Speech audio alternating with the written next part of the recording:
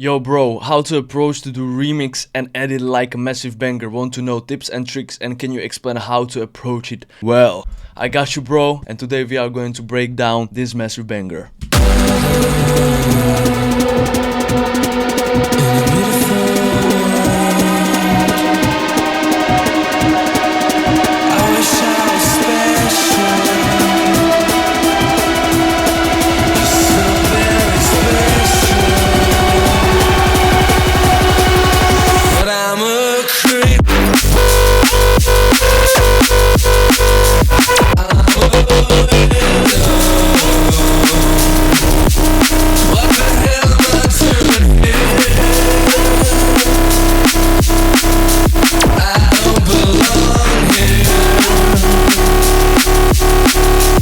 Don't care if it hurts.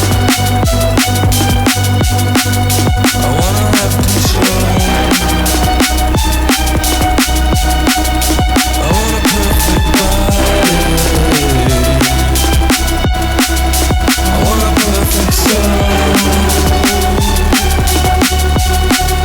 I want you. Alright, so this is the banger that we are going to break it down today. Ping pong balls, this is your answer. So as you can notice, I remixed the I Am Creep or Creep from Radiohead, and you can see that when you want to remix a track, first what you need is some like a cappella vocals, right? So what I did is that I downloaded the a cappella vocals. Usually when you go on a YouTube, so you just type YouTube and you want to find your vocals. So what you can do is that you can type down like Creep a cappella, right? And you will usually find like some isolated vocals for your song you want to remix, right? So I immediately find a radio creep head, creep vocals only, and then I put it into the YouTube downloader and download the vocals, right? The next thing you want to have set up is BPM. So that's the biggest part of a songs, is to actually get the BPM right, so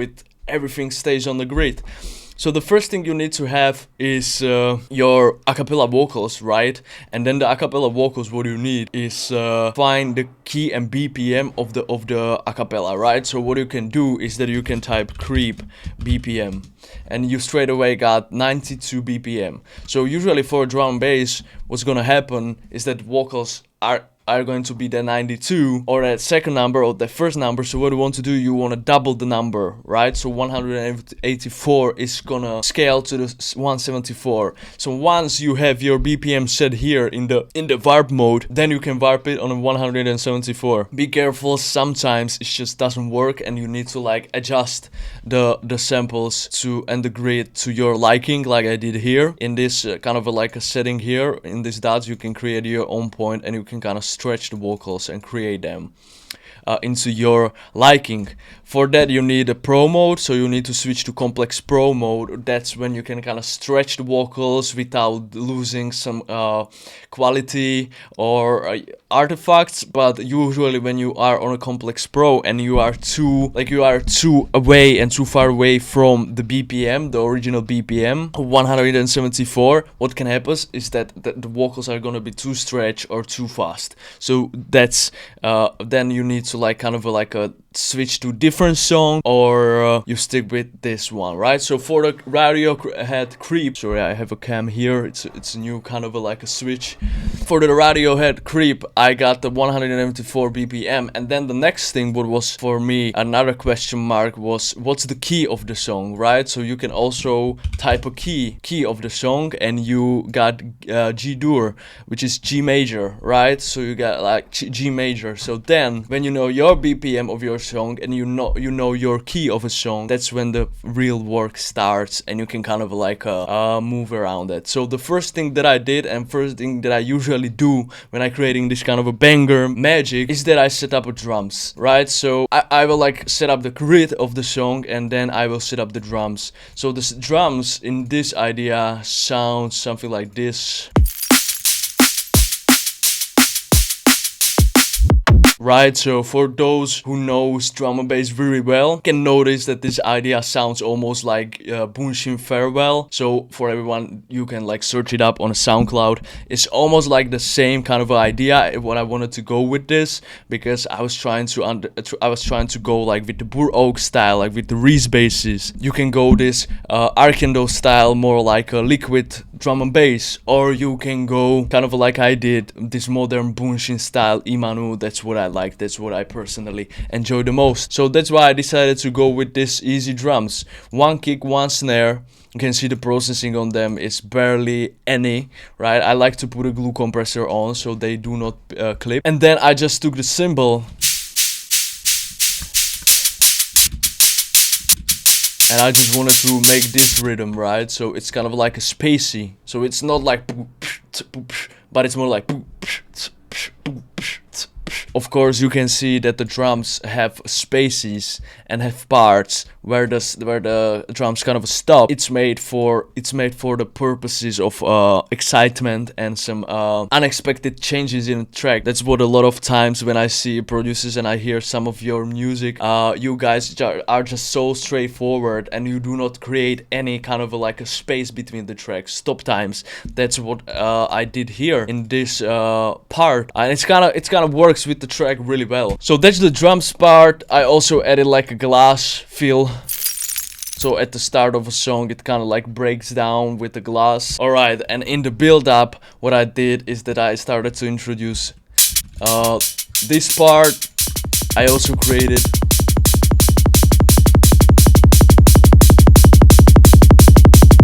build up like this. So this is the most simple build up, and I feel like it really works with this kind of like a Bunshin style.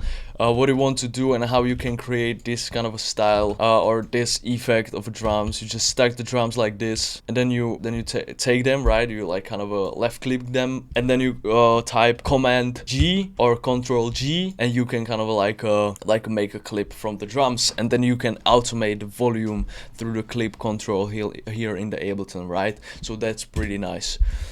So that's for the build up. Also, I added like a break, which is going with the auto filter.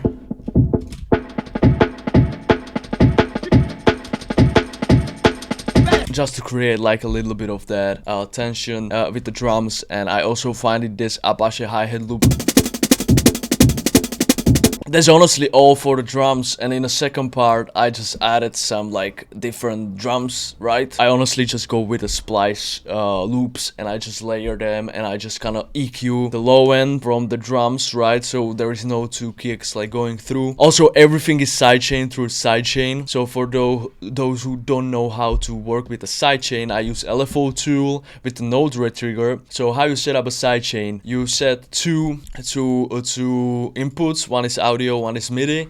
Into the audio input you put LFO tool with the node red trigger, and you kind of play with the rate and with your shape. Then press this in button. Then under that you create the MIDI input. In the MIDI input, what you want to do is you want to channel this input to the rack here, right? To the where the LFO tool is, and then you kind of have set up your node retrigger LFO, and then any sample you want to go to the sidechain and you want to sidechain.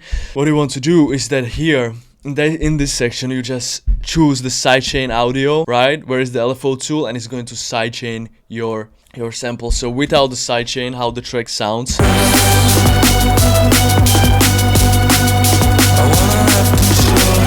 And now with a sidechain.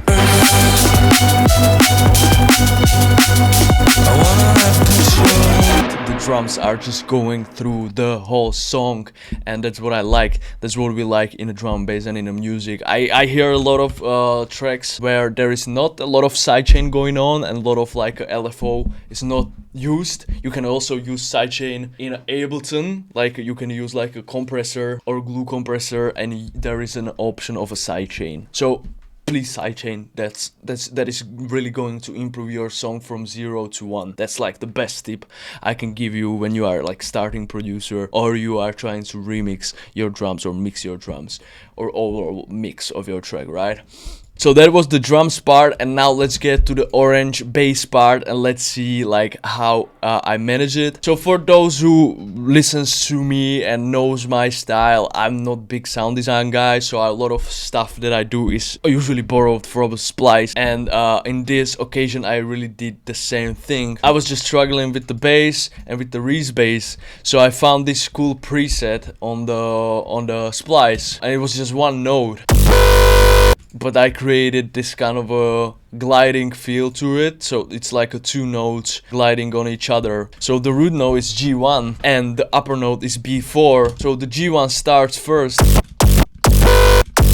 but this sounds kind of goes up, so it creates this kind of like a really nice feel. And I'm also creating like a dissonant bass here. So the dissonant bass, what you can create with this kind of Reese basses and melodic basses, is that you can put the one note really like under or upper the note before, and you can create like a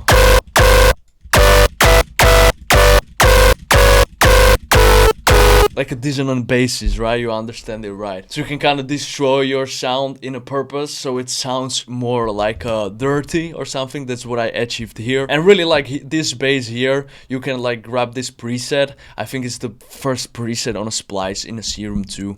I really like it, I really enjoy it. It's just like a square wave, sine wave, bass, noise, a lot of things are happening here with this filter. And honestly, this mix, I guess this mix is the most part, the best part. But what I did here is that I kind of boost the low end of the sound, and also I'm automating a reverb of the sound. So at the end of the sound,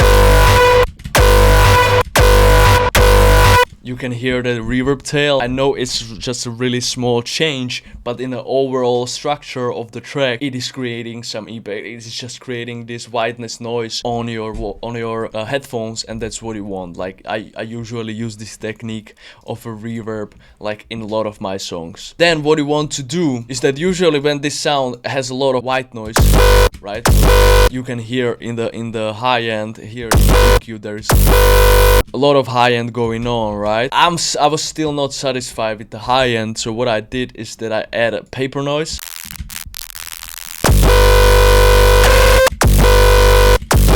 So it's just like a little bit more crunchier, just a little bit more. I just like crunchy sounds, and it's gonna help you and your basses. It's gonna basically help your compositions to get better, I feel like. And then I added white noise combined. So the white noise is really just on the side of the vocals, of the sound of the headphones, and it is creating a pretty nice difference, you know. I just like when the sounds are a bit opened and have really nice windy effect, right? So it's kind of like an analog, and I feel like this auto pan is doing great job of sound, right? So I added this auto pan, which is creating this effect on your sides. So this is the original white noise. And this is like the effect you can achieve with the auto pan and play with the rate and amount, right? So that's pretty easy. Then I use a little bit of EQ because the sound is pretty high-endy, so I kind of cut the high end down and put a little bit of OTT, so it's just a bit more compressed. And that's basically the basis part. Of course, I grabbed 2 more presets from a splice. One is this brass or something. So that's like the first hit, and usually what you want to do in your compositions is to have composition like this, where there is a first hit, brass, then you have your main sound, lead or whatever, right? And then you have kind of like a pause part when you are going from section A to section B. You want to like create a little bit of the tension, you want to create something interesting, right? So I kind of stopped the listener and I added this sound. So it's also like a Serum preset, right, from a splice. Hate me or love me, I don't care. Like honestly, I just love to use presets because I'm really bad with the sound design. But I'm trying guys, right? I'm finding some time. I recently spent like 10 hours sound designing Reese basses for the Masterclass 2025, which is my paid program. It's the first link into the description. So if you're interested in more of breakdowns and productions and my know-how and 10 years of music production from me and this industry is the first link into the description. So yeah, I kind of do not sound design, but I spent the Reese basis sound design. I also did orchestral sound design. So I'm learning guys. So this is pretty nice tip and trick. When you want your tracks or your basses to be more hitting in the middle and in a whole spectrum of your sound, add a vocoder. You can see also here in the millimeters, the green one is kind of like middle-ish frequencies, but when you add a vocoder, straight away it's more tight, it's more compressed, and you can kind of like you can automate a release if you want. So I use a lot of vocoder on a basis, and also saturator, glue compressor with the soft clip, so it's not clipping, and I think that's it for the sound. So what is important in here? The importance is that I stop the drums and I kind of make the listener to stop and think like a moment before the drums will go back. That's what is creating like a really nice impact in your modern tracks and songs. So that's what I encourage you to do. Just give a little bit of that space for your sounds. Sometimes you can add like a stop time, like a full stop time, so you just kind of like delete the whole section, and in this occasion it's not working, but you can also like cut the full audio off. When you want your tracks and sound and remixes sounds really great, what you need is also an effect. So in a build up I'm using the risers, I'm using fallers, I'm using impacts. Honestly, with the effects, what you need to do is to just like kind of remember all the names of the effects that you can use. So you can use lasers, risers, impacts, fallers, I don't know, wash symbols, breaths, whatever you consider as an effect is really good to remember. And then you can type it into the splice so you can find your risers and everything like this. For me, maybe I can do some like worksheet for you to remember the effects that you can use in your effects, which is it's pretty interesting work for me. But let me know down in the comments if it's something that you would enjoy from me. Yeah, in the effects, the first thing that I do is that I use breath on the first hit. Then you have kind of like a chant or something, and that's kind of it. And also there is like a laser effect because that's my signature sound, so I like to use effects and lasers. So that's why I was talking to you and I was mentioning the key of the song, because you need to find the key. So this is in a G major, and I find a G major loop on a splice of these violins, which are going pretty melancholic with the overall vibe of the whole song and the overall creep vocals, right? And I just did like a little bit of processing, cut the low end, give a little bit of that OTT, and play with the delay, right? So that's like violins. The only thing you need to know is that it's G major and it works together with the original idea. Then under that, violins. I wanna have control. I want a perfect body. A serum, which is just unison, 3 unisons, and Reese bass or bass. Then when you have like this idea and when you are this full of your song, the only thing that you need to do is honestly just like grab this part here and just keep the vocals going. Alright guys, and that's how you can create like a absolute banger for drum and bass here on the plate for you for free. So if you like what you saw here in this video, please give it a subscribe, like, hit the notification bell, leave comments in the comments if you liked. If you like what you saw and what you heard. I'm actually a newcomer of drum and bass in Germany, so I feel like I'm kind of credible in this industry to give you this knowledge. So if you want to know about music production and marketing skills and my 10 years of music production, first link into the description. Thank you so much and see you in the next one. Peace out.